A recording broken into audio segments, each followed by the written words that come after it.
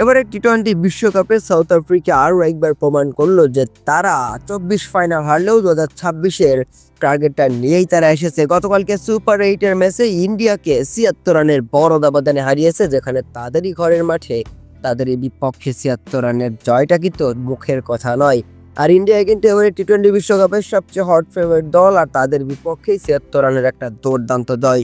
মূলত ভারতীয়দের রীতিমতো নাকানি চুবানি খাইয়ে ছেড়েছে সাউথ আফ্রিকার বোলাররা। মূলত শুরুতে ব্যাটিং করতে নেমে সাউথ আফ্রিকা কিন্তু ডেভিড মিলারের 63, ডেভিড ব্রেভিজের 45 এবং সেই দিকে স্টুবার্সের 44 রানের উপরে ভর করে নির্ধারিত 20 ওভারে 187 রান দাঁড় করিয়েছিল।